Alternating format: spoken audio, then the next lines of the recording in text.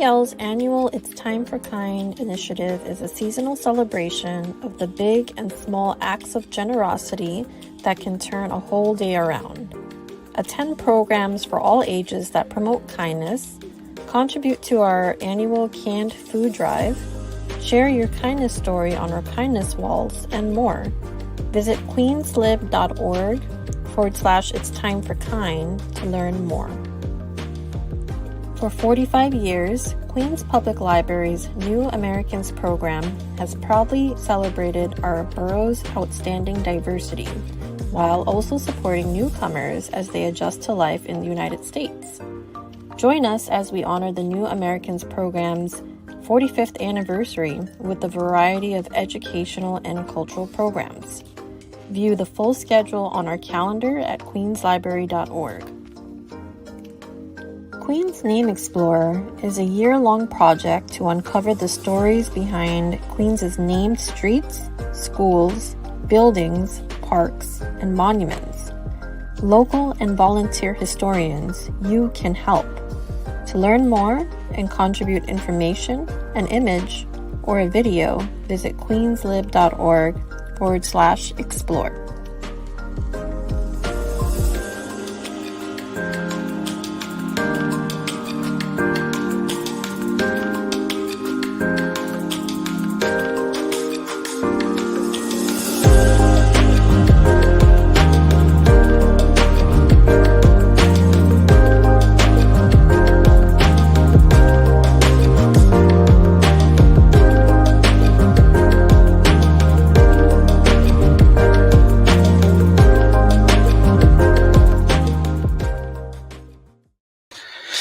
Welcome to Wellness Wednesdays. I'm Christopher Galarza, Queens Public Library's Community Health Educator.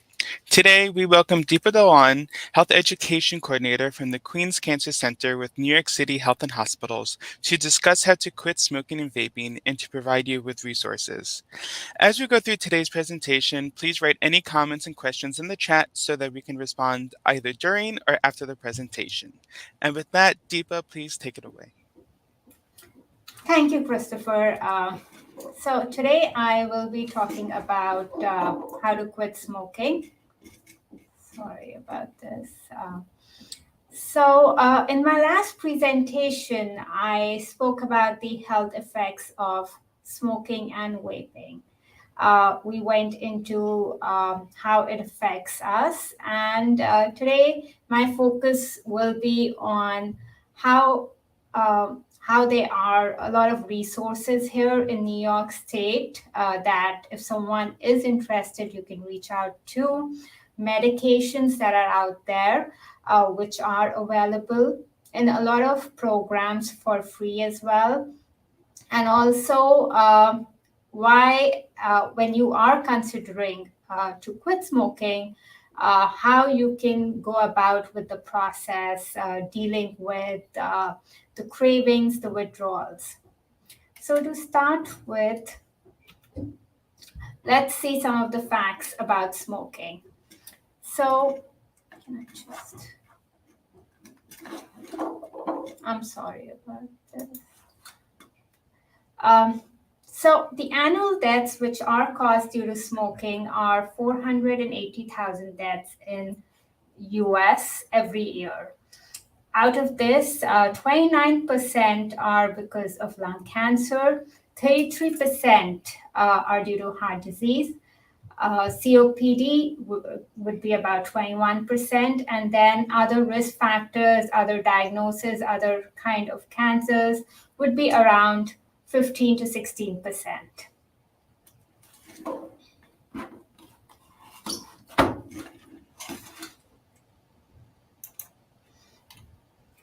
In New York City, there are about 13% of adults who smoke, and in Queens, about 12%.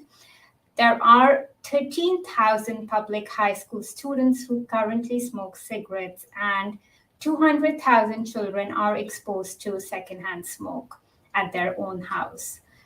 In Queens, there are about 4,000 public high school students who smoke cigarettes. So I wanted to share this study, which was recently published in the Journal of American Medical Association, which was to see the association of smoking cessation, and mortality by race, ethnicity, and sex. So the conclusion that came out of this was smoking is associated with increased risk of death, regardless of the race, ethnicity, and sex. Quitting is associated with 80% drop in this risk compared to the risk for current smokers. And this risk of mortality or death can further be reduced, or in other words, we can see that there's increase in the percentage from 80 to 90% if quitting happens before the age of 45 years. So it is effective at any stage in life when you start or you quit smoking. It does help with reducing the risk factors for your health or health-related issues.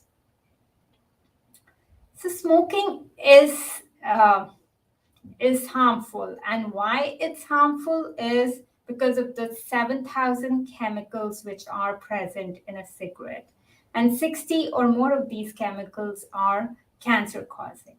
So here you see it's a very short list that we have here on the slide, but there are 7,000 chemicals, which includes carbon monoxide, methane, which is in sewer gas, arsenic, acetic acid, stearic acid, hexamine. Nicotine is the addictive component, but apart from that, there are 60 or more of them chemicals which are present are cancer-causing. So in our last talk, we did go over the health effects of smoking and vaping. I won't go into the detail for this, but smoking does lead to a lot of chronic conditions like stroke. It affects our eyes, heart, lungs, any organ it affects if you are a smoker, and it causes various kinds of cancers. As well as secondhand smoke is equally harmful. In children, it can lead to various infections in the lungs, respiratory issues. In adults, it can cause lung cancer, heart disease. It affects reproductive organs in both men and women.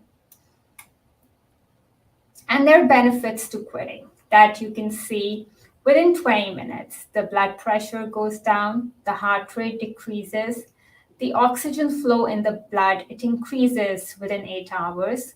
In 24 hours or within a day, you see that the risk for heart attack is reduced significantly. In 48 hours, the sensation of taste and smell is better. And in about 1 to 9 months, the blood circulation is better, the cilia function, it improves. Risk for various respiratory infections or other kinds of infections are significantly decreased. And long-term benefits of quitting includes risk for heart disease is decreased, risk for stroke is reduced in about 5 years, and dying from various types of cancers is lowered in about 10 years. Also, one of the benefits is that you save a lot of money. So here, if you see a person who is smoking a pack a week is spending about $13 in 1 week, in a month, about $52, in a year, more than $600. If we take the average price of a pack of cigarette to be around 30. If someone is smoking more than 1 pack, you see the amount of money over here that they spend in a year.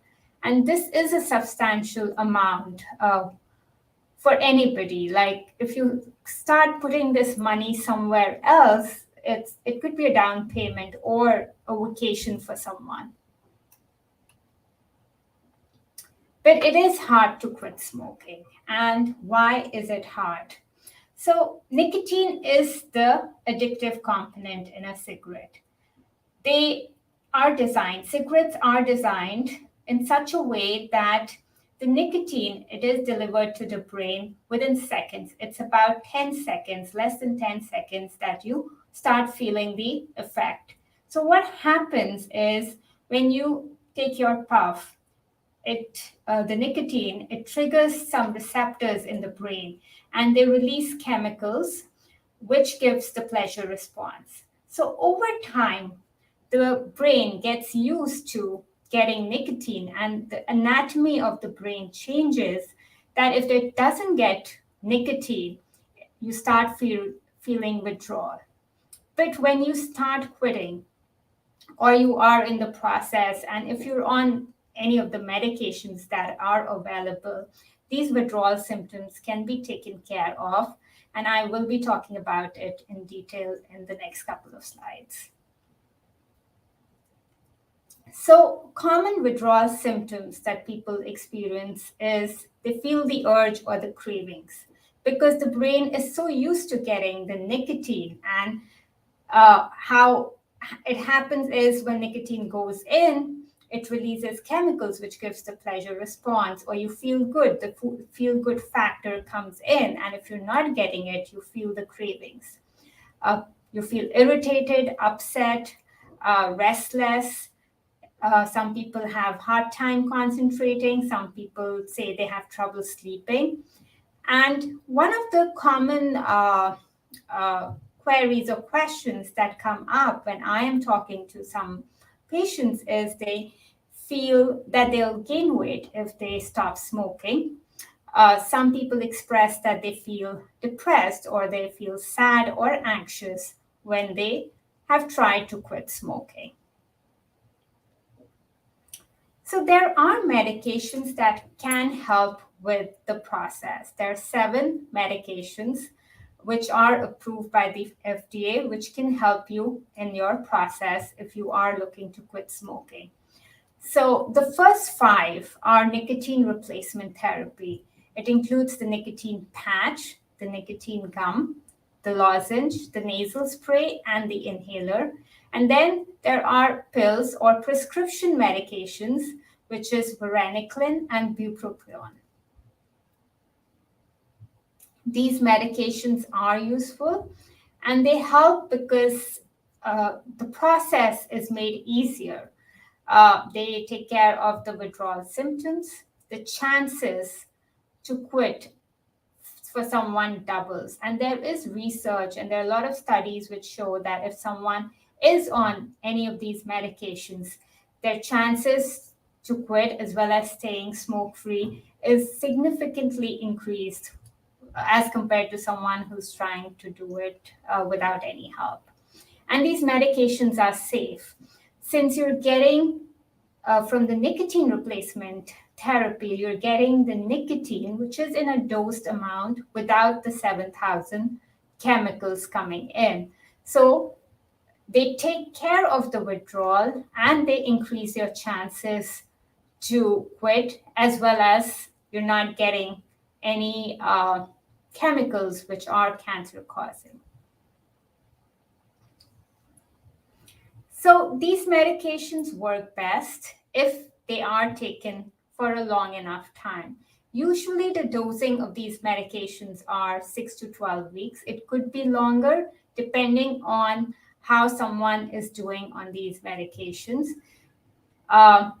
They take care of the withdrawal symptoms and the cravings. It's important that you follow the instructions and use them appropriately. At times, a lot of times I hear is the medications don't work. And it's important to talk to someone or an expert or your provider to see if you were using them in the correct dosing or appropriately. Also, it's again important to use them for an appropriate time. If you use it for a day and you feel it's magic, you'll quit within a day or two. It doesn't happen that way. It takes a while to build up in the system. So if at a time, if you have been given, like if you're using the patches or the lozenges or any of the medications, you should follow what your provider has told you or advised you to do, like take it for 2 weeks or for 4 weeks, and you should follow that. Otherwise, you might quit maybe in between for a day or two and then relapse back. So it's important to use them for an appropriate time. Also, there are resources like the Quit Line, where you can call up and you can talk with an expert where they can guide you on how to use these medications. So the nicotine patch, it comes in 3 doses, 21 milligrams, 14 milligrams, and 7 milligrams. If someone is smoking more than 10 cigarettes, it's always better to start off with the higher dose, which is the 21 milligrams, for about 4 to 6 weeks. Depending on how you do in this period of 4 or 6 weeks, then you start lowering the dose. How you need to use the patch is important. You apply a new patch every day to a clean, dry, hairless skin area, and try not to put it on the same spot. So usually if you're putting it on upper arm, alternate the arms, and you can put it on your back or on your chest area where you have a little muscle or fat. The absorption of nicotine takes place from that area, and try rotating it or alternating where you put the patch. Usually a patch is good for 24 hours. You should use it for a minimum of 16 hours. Some people don't like to sleep with the patch on, so you can take it before like an hour or 2 hours before going to bed, since one of the side effects is insomnia, and the other is vivid dreams. So depending on how you do with the patch when you sleep, you can use it or not use it depending on how comfortable you are. The only advantage, and it's an important one as well, if you are using it overnight, it does take care of the early morning cravings. For someone who needs their first cigarette as soon as they wake up, if you have the patch on at night, you might not feel those cravings after a couple of days or after a couple of weeks. And it's usually the first cigarette for a lot of people that they have a hard time giving up. The nicotine gum, it comes in 2 milligrams and 4 milligrams. So again, you start with the higher dose for someone who is really addicted, which means that they have their first cigarette as soon as they wake up or within 30 minutes after waking up. For weeks 1 to 6, they can have 1 piece of the gum every 1 to 2 hours, and then gradually lower the dose. So if someone's smoking about 10 cigarettes, you can advise them to use the gum every 2 hours or 1 hour for the first 6 weeks, and then start lowering the dose, like 1 piece every 2 to 4 hours, and then 1 piece every 4 to 8 hours. You can take 24 pieces of the gum every day. Don't have food or beverages 15 minutes before and during the use of the gum. How you use the gum is important. So you chew it till you get a peppery taste in your mouth. Then you park it between your gums and your cheek. That's where the absorption takes place from the buccal mucosa. When you lose that peppery taste, you chew it back again. You get that peppery taste again, you park it. So you keep repeating the process till you lose the taste completely. And then you can use the gum like the next dose after a couple of hours. The lozenge, again, it comes in 2 milligrams and 4 milligrams.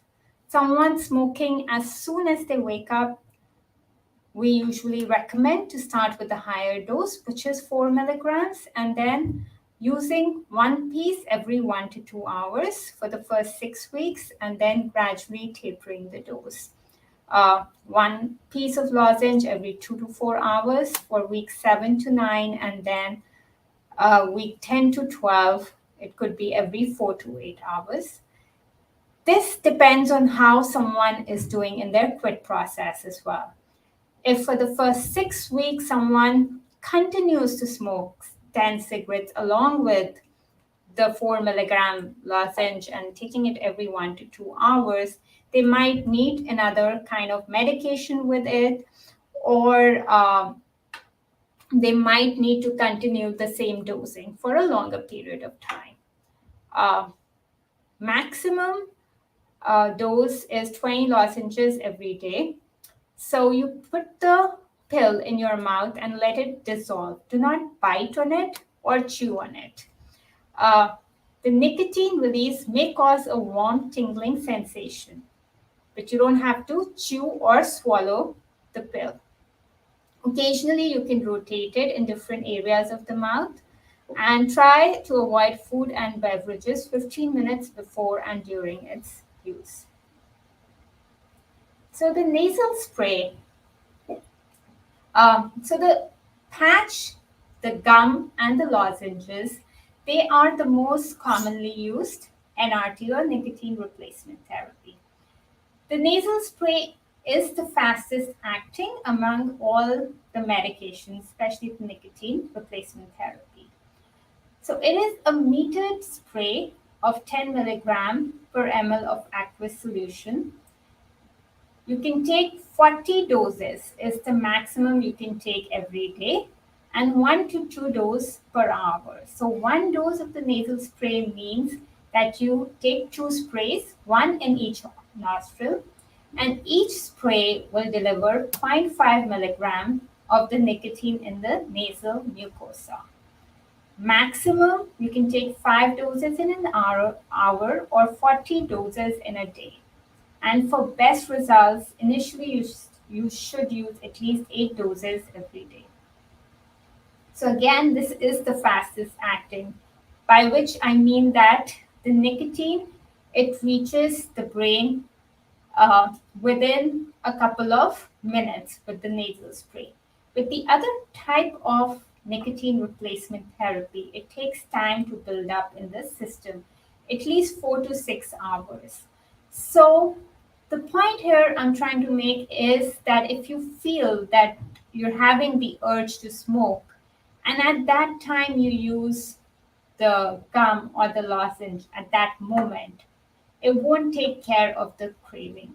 So you have to, it's important that you follow the instructions, like using 1 patch every day, or using the lozenge or the gum 1 piece every 2 hours or every hour for it to build up in the system, because this again is a dosed amount of nicotine which is going, which is not harmful for you, without the 7,000 chemicals. So it doesn't give the same effect, or it doesn't build up in the system the same way as how when someone smokes, how fast nicotine goes in their system. The inhaler is the last of the NRT or nicotine replacement therapy.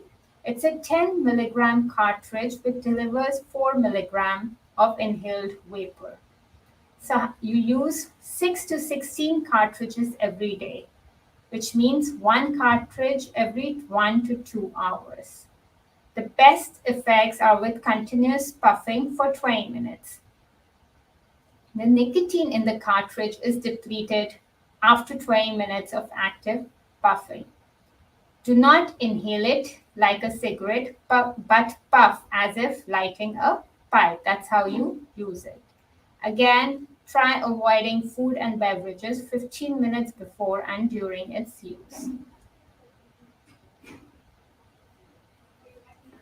So, alert to the acute area in the ER staff. Nicotine replacement therapy, most of it is the gum, lozenges, and the patch. They are available over the counter, and you don't need prescription for any of those medications.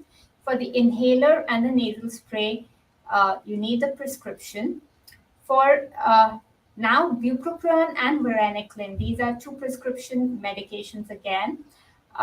So it comes in 150 milligram tablet. So you take 150 milligram once a day for 3 days, and then 150 milligram tablet twice a day. So the dose is 300 milligram per day, which is the maximum.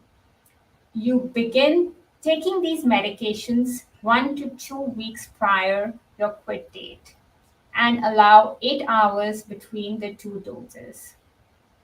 Also avoid bedtime dosing, like don't take it just before going to bed because it might lead to insomnia. And the maximum period for this is 12 weeks with up to 6 months of maintenance. Side effects of this includes difficulty sleeping, restlessness, dry mouth, anxiety, and rash.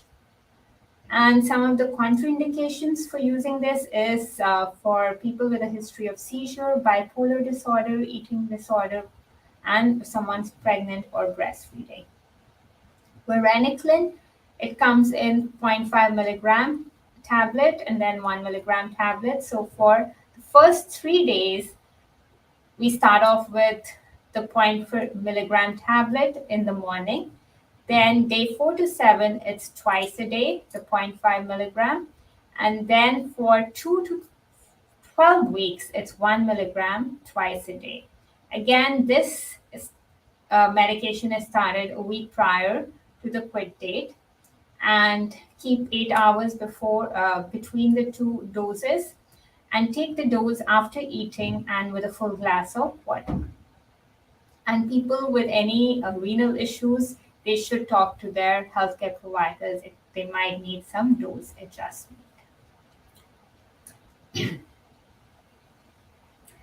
So for now, we spoke about the various medications that are available, and these medications do help in the quit process. The chances of someone quitting and staying smoke-free increases significantly if they're on any of those medications that I did talk about. And when someone is thinking about quitting, some of the questions that are important for you to consider is when you are talking to someone or maybe what motivates you to make that quit attempt. Some of the questions you would like to answer for yourself is, what do you dislike about smoking? What are you missing out when you are smoking? How is smoking affecting your health? Personally, like, do you have any health issues? It is affecting your health in any way? How is your family getting affected if you keep smoking? And how can you get a better life, or how will your life get better if you quit smoking? So for yourself, it's important, maybe, have a diary or a notebook where you can put in why would you like to quit smoking, or how is smoking affecting you, which you can probably see and every day, so that you are motivated to be in that process. For some people, they want to look healthier. So for you could check on any of these lists that I have right now, but it could be something else for you. So they say that their chances of cancer, heart attacks, heart disease, or eye issues will go down if they quit smoking. They're less likely to catch cold or flu, or their recovery from any of these infections is a lot faster if they are not smoking.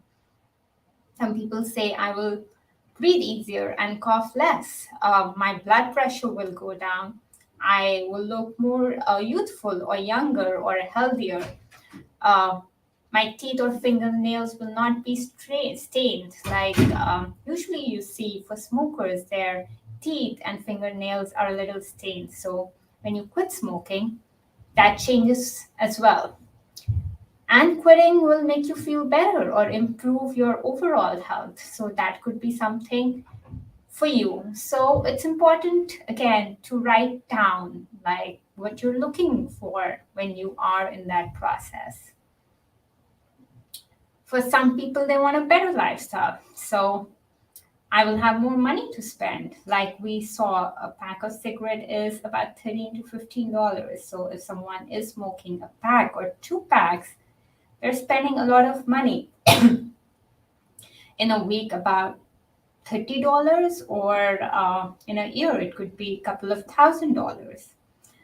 I can spend more time with family to catch up work and have a hobby.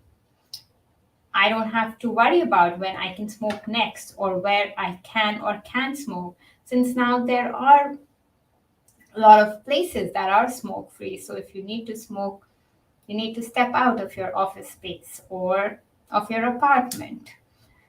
The food will taste better. You don't smell of cigarettes. Your car, home, and probably your kids won't smell of the smoke as well.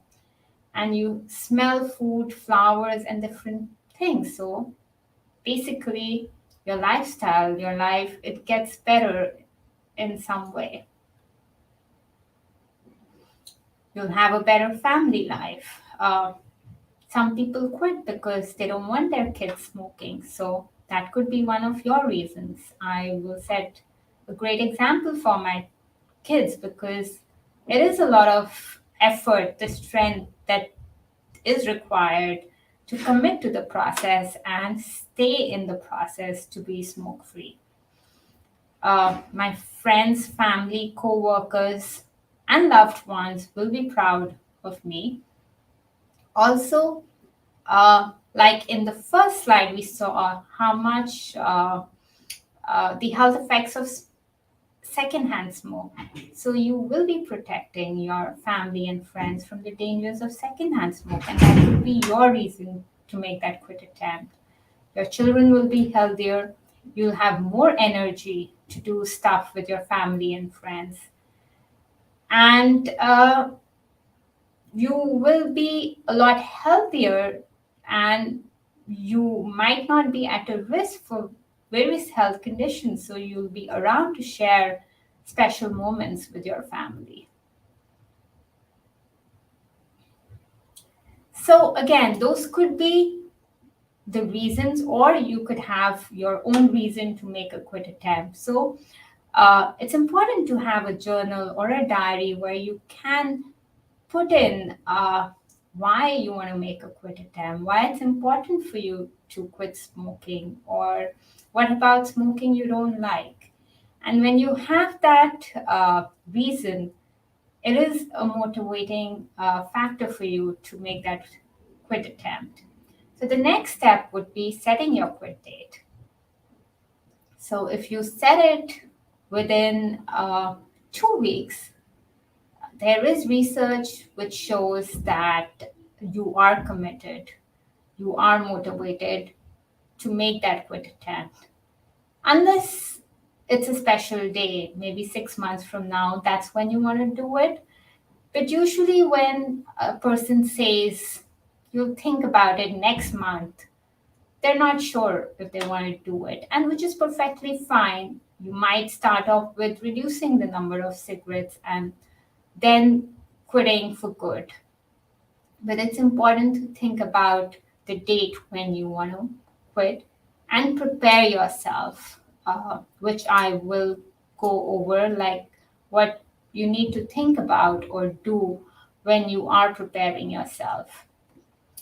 And knowing the reason why you want to quit. So, like I said, the reasons I just gave could be one of the reasons for you, or it could be another reason which is not on the list here.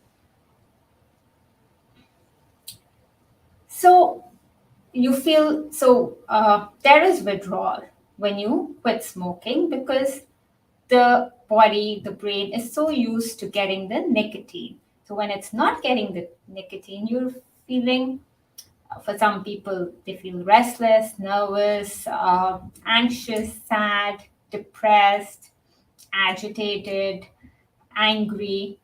So how will you handle the withdrawal symptoms? How will you handle the triggers or the cravings? So there are social situations uh,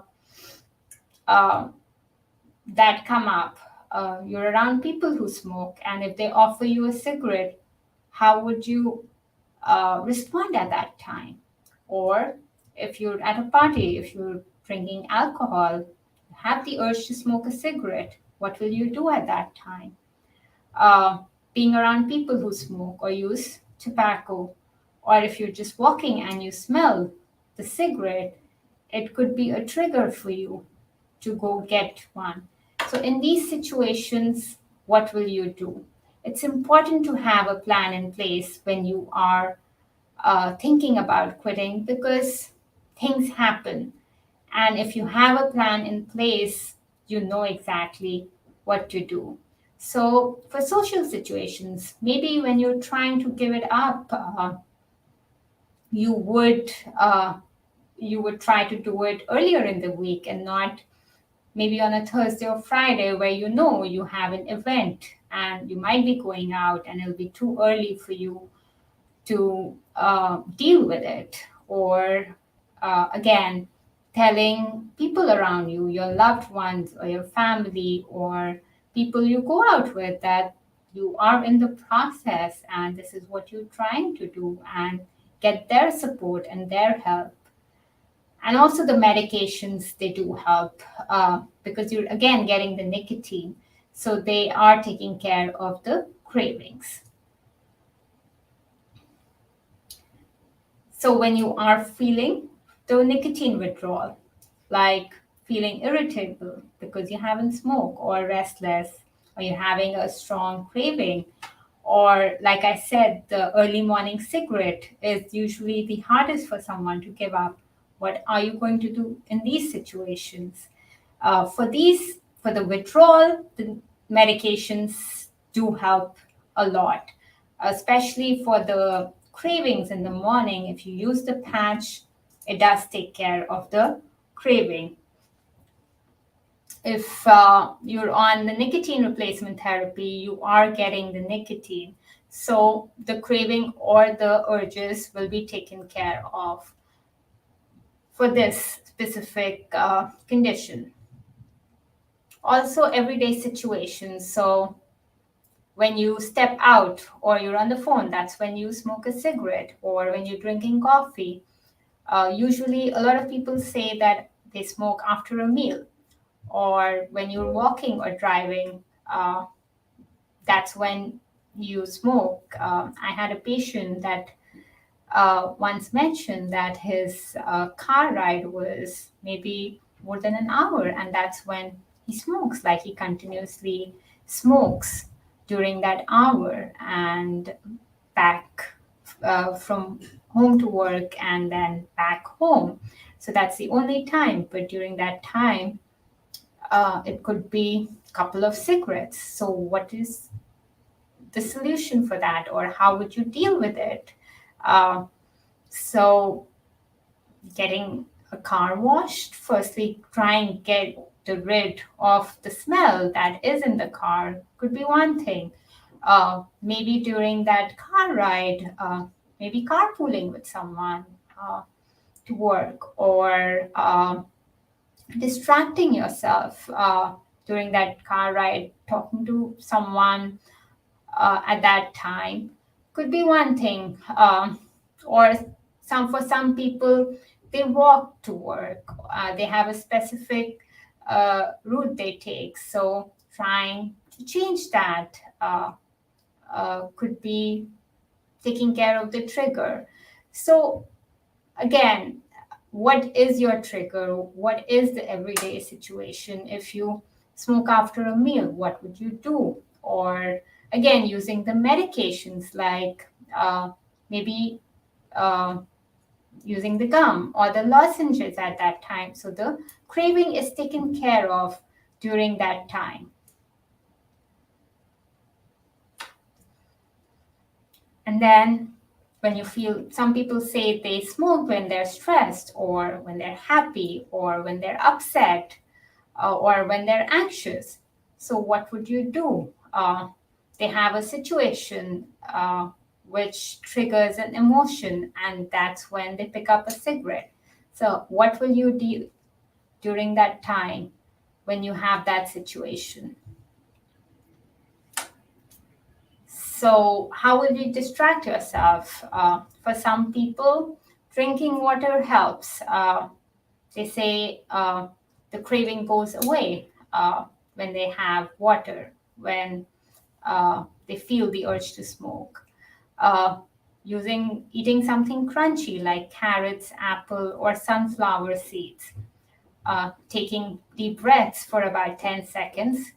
Uh, Going for a walk, exercising, playing a game on your phone, or listening to music, or getting into something you like doing, like a hobby, reading a book, texting or talking to someone, and being in a place where you don't smell the smoke, or where it's not allowed to smoke. So it's important to get the help.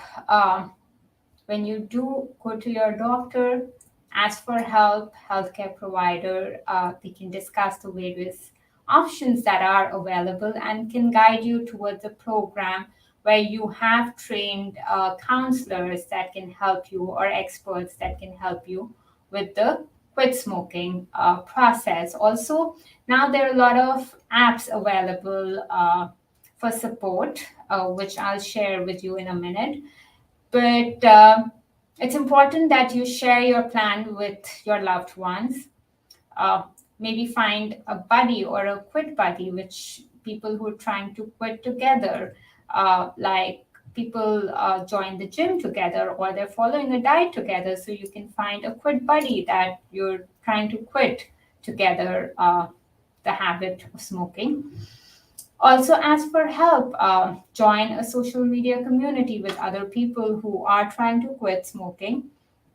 And also reach out to someone close so they can monitor you, they can help you when you need the help.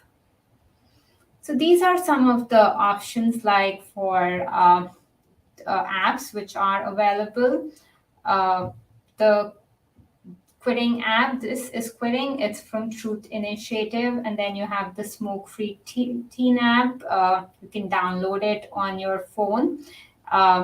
They have messages or a community that you can get into with these apps that can help you 24/7 with the support you need.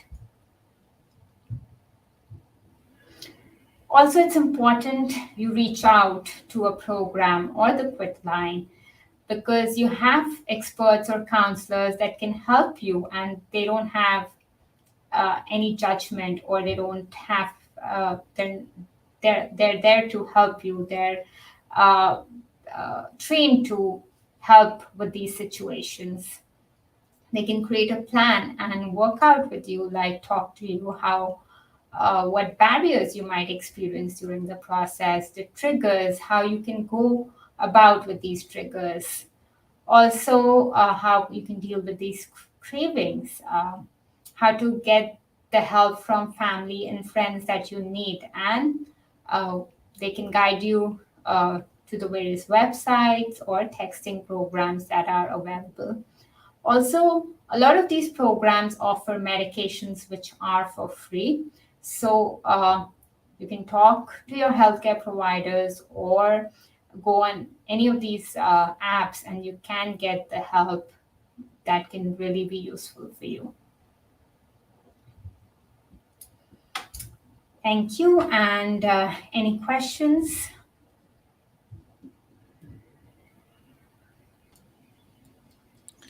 Deepa, that was so great. Thank you for sharing that. I think one thing that I want to talk more about is really like setting up this plan, setting up a quick plan for people. And I usually talk about making, SMART goals, right? Yes. Where there's these specific goals that have a measurable outcome. So, saying like, I will quit is not really measurable, right? What does that mean to quit? What does that mean to reduce um, the amount of cigarettes that I'm smoking. So can you speak more about, maybe setting goals that will help people, that would be these small incremental goals that would help them? Sure.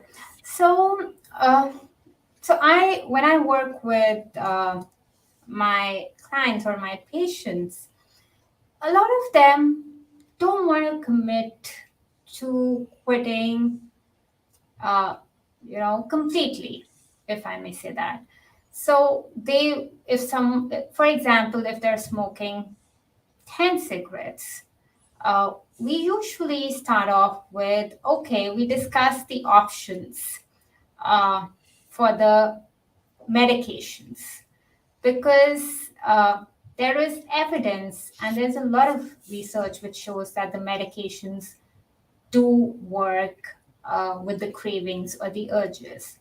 So maybe we start off with the patch, for example, and then they come up with their goal for the next week or 2 weeks, like, okay, I'm smoking 10 cigarettes, and maybe I think something reasonable for me to do is I'll smoke 8 for the next 2 weeks, which I feel is good enough to come up with your own goals, because I cannot give you a number.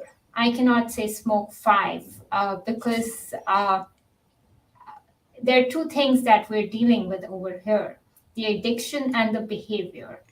The addiction, I am certain, would be taken care of with the medications, but the behavior, it takes time to change. And again, like I spoke about, there are urges, cravings, or there are situations, it could be social situations or daily situations that you have to deal with. So we come up with reasonable goals. They come up, I would say, with reasonable goals for them, like, I'll give up maybe 1 cigarette or 2 cigarettes, which I think is something which is important for the person to come up with by themselves and not someone telling them what to do. I hope that answers your question. No, definitely. Yeah, it's about from if I heard correctly, it's about creating these things that will push us but feel comfortable enough for us to be able to do something about it, right? Like sometimes we create these goals where like, okay, tomorrow I'm going to go cold turkey and I'm just going to stop smoking. And that's not really realistic, right? That's very hard on us. So the idea of, okay, what can I do to incrementally work on this really would line up for better success, right? Is that what you're saying? Yes, yes. Uh, yeah, because like I did talk about, it's not magic. It doesn't happen in a day. It's like committing to eat healthy or going to the gym. You need to have a plan. It's a lifestyle change again you're trying to make, and it's not easy. For example, even if, like a lot of people do, New Year resolution, hitting the gym or eating healthy, you have to have reasonable goals. You have to be able to do it, like every day. How long are you committed to going to the gym? So similarly, smoking, that's an addiction. So like I said, there are two things we're dealing with. The addiction part will be taken care of with the medications for sure, in a while, not magically in a day or two. But at times the behavior, it takes time to change. So it's important to have reasonable goals. And again, like I said, keeping a journal, writing down, this is when I had to smoke because I was in a situation. When you have it in front of you, it's you can address it in a better way in the next session or next time when you're seeing someone. I want to talk more about this, but just on the topic of medications, we have a question. Does varenicline have the same side effects as bupropion? beyond. Sorry, Miss. Oh, okay. Yeah, I didn't, sorry, that was, yeah, it doesn't have the same, but yes, it would be difficulty sleeping, anxiety, some of those similar side effects you would see it in varenicline as well. But a lot of providers do prescribe varenicline or Chantix, as it's called, because it is shown to be really effective. So the only issue with that is it's a prescription medications, and it really depends if your insurance covers it or not. Usually, most of the insurances, they cover all the medications, but it is effective, and a lot of providers are comfortable in prescribing it as well. I want to go back to the idea that like this is an addiction and a behavior, and how those are kind of two separate but intertwined things. Yes. Um, and the idea of like writing down how you're feeling when you want a cigarette, right? Um, I think a lot of times we always hear people in like health and wellness, they're like, oh, journal, see how you're feeling. But I, one of the things that I always think about is that I think a lot of these behaviors that we engage in, they've kind of become automatic, right? And so we don't know, like we've been smoking for 20 years, so we forgot why we started smoking in the first place, right? And it's just kind of now that routine, that ritual. Mhm. So can you talk more about, you already spoke about, but can you talk about like what that really does for you to write down each moment, and how it can maybe help you with when you're speaking with someone else on your whole journey? Sure. Usually we cannot, I don't, or anybody shouldn't expect like you'll be writing down each and every moment when you feel certain way and you smoke, right? But the idea is something happens, right? A lot of people I've worked with, they know exactly when they smoke. You hear like, it's usually after meals I smoke. That's when I get a craving. That's easy to address for me, because you know exactly when you're smoking. But then you come across some people who say, I just smoke because I feel sad or depressed.